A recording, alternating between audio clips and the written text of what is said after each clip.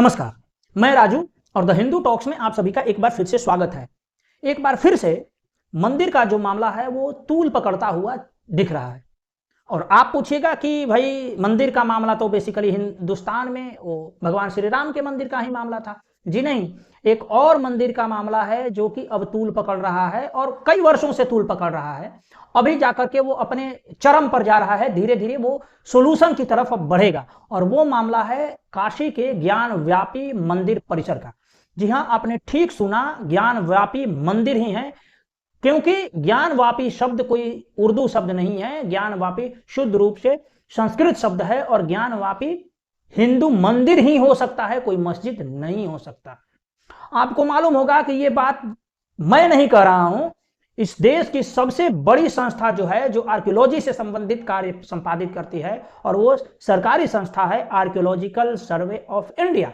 उस archaeological survey of India ने पिछले सप्ताह में अपना एक रिपोर्ट पब्लिश किया कोर्ट के आदेश पर।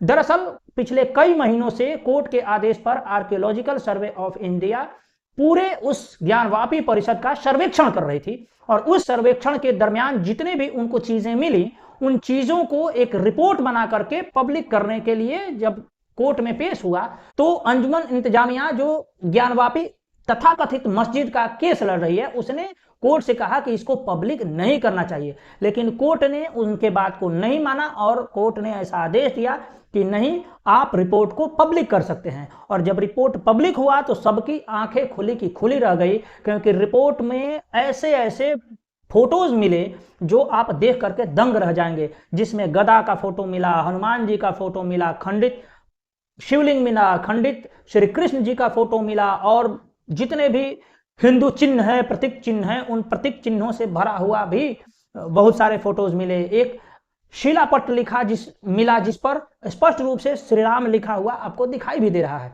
ये चीजें जैसे सामने आई तो फिर से विष्णु शंकर जैन, जो कि इस ज्ञानवापी मंदिर की तरफ से केस लड़ रहे हैं बनारस के कोर्ट में, वो कोर्ट में गए और बोले कि भाई वहां पर हमें पूजा अर्चना करने की इजाजत दिया जाए, क्योंकि उस तथाकथित मस्जिद के तहखाने में हमारे श्रृंगार गौरी और तमाम ऐसे देवी देवतागण बंद हैं जिन्हें हमें पूजा का अधिकार मिलना चाहिए। और ये कोई नया अधिकार नहीं है। वहां पर व्यास परिवार की तरफ से पिछले कई वर्षों से पूजा अर्चना होती आ रही थी, लेकिन मुलायम सिंह यादव की सरकार ने 1993 ईस्वी में वहां पर बंदी कर दिया। पूजा अर्चना इसलिए बंद कर दिया क्योंकि उन्हें कम्युनल टेंशन का डर था। बताइए, एक हिंदू समाज को अपने मतलब जो प्रिंसिपल राइट है कि भाई हमें अपने देवी देवता की पूजा अर्चना करने का अधिकार जो होता है, उस अधिकार से भी वंचित किया था मुलायम सिंह यादव की सरकार ने। और बिना किसी ऐसे कानूनी अड़चन के उन्होंने स्पष्ट रूप से मौखिक आदेश से इसको बंद किया गया, करवाया था, जबरदस्ती, शक्ति के दम पर। तो ये होता था ओरिजिनल सेकुलरिज्म। और पूजा अर्चना बंद होने के बाद अभी फिलहाल जब विष्णु शंकर जैन ने कोर्ट से आदेश मांगा पूजा करने के लिए, तो कोर्ट ने पूजा करने के लिए आदेशित कर दिया 31 जनवरी 2024 के दिन, अर्थात परसों जैसे ही दोपहर में कोर्ट ने आदेशित किया, तो उसके कुछ ही देर बाद रात में, मतलब 8-10 घंटे बाद, रात को तकरीबन 12-1 बजे लोग जा करके और वहां पर पूजा अर्चना शुरू कर दी। हालांकि इस पूजा अर्चना को रुकवाने के लिए अंतजम इंतजामिया, जो कि ज्ञानवापी मस्जिद का केस लड़ रहा था, उसने सीधे सीधे सुप्रीम कोर्ट का दरवाजा खटखटाया कि भाई ये बहुत महत्वपूर्ण केस है, इसमें आप हस्तक्षेप करिए और वहां पर पूजा अर्चना को तत्काल प्रभाव से रुकवाइए। भोर में 4 बजे वहां पर रजिस्ट्रार के माध्यम से मेल किया गया और पूरे डॉक्यूमेंट भेजे गए। सुबह होते ही वहां के जो सुप्रीम कोर्ट के जो जज थे, वो जजों ने उस रिक्वेस्ट को पढ़ा और उसके बाद उन्होंने सीधे सीधे रिजेक्ट तो नहीं किया, लेकिन डायरेक्शन दे दिया कि भाई आप जो निचली अदालत है वहां से सीधे आप सुप्रीम कोर्ट नहीं आ सकते, ये कोई इतना ही इंपॉर्टेंट मामला नहीं है, आप जाइए हाई कोर्ट में अपील करिए और हाई कोर्ट से आपको जो बात कहनी है बात कहिए। और पूजा अर्चना वहां पर शुरू हो गया। पहला दिन पूजा हुआ, पूरी धूमधाम से पूजा हुआ। इसको देखते हुए वहां पर बहुत सारे सिक्योरिटी के इंतजाम किए गए उत्तर प्रदेश पुलिस की तरफ से।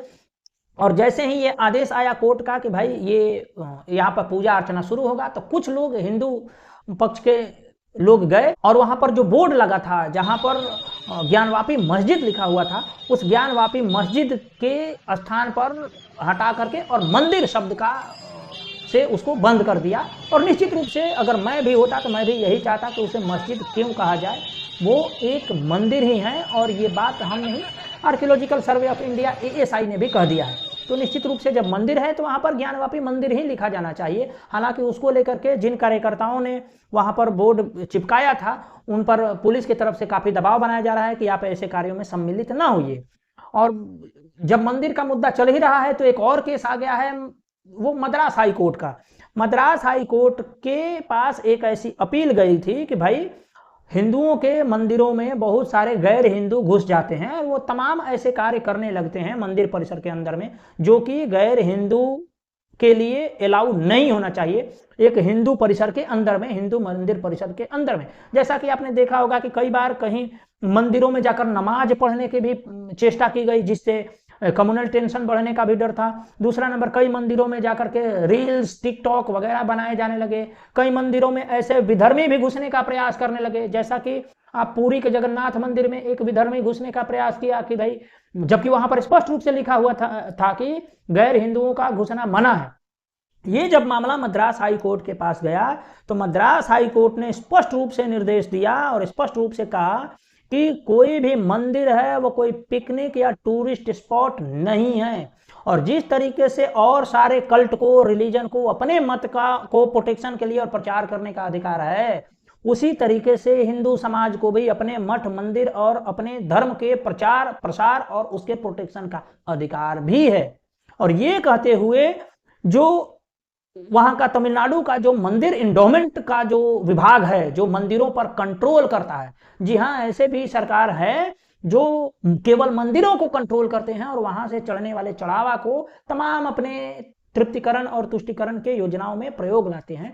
उस इंडोमेंट डिपार्टमेंट को मद्रास के हाई कोर्ट ने ऐसा डायरेक्शन दिया कि आप अपने मंदिर के दरवाजे पर, गेट पर या जहां पर धर्म ध्वज होता है उस धर्म ध्वज के पास बड़ा सा बोर्ड लगाइए जिसमें यह लिखा होना चाहिए कि मंदिर में गैर हिंदुओं का प्रवेश वर्जित है। इसके लिए बजाप्ते कोर्ट ने आदेशित कर दिया है।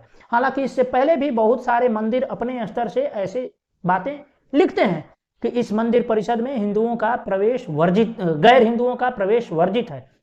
हालांकि ये बहुतायत नहीं होता, लेकिन मद्रास हाई कोर्ट ने पूरे एंडोमेंट डिपार्टमेंट को ऐसा बताया है कि आपको ऐसा लिखना चाहिए, क्योंकि हिंदू समाज को भी अपने जो संस्कृति है, अपने जो धार्मिक धरोहर है, अपने मंदिर है, उनको बचाने का, अपने धर्म के प्रचार करने का अधिकार है और इस अधिकार से उन्हें कोई वंचित नहीं कर सकता।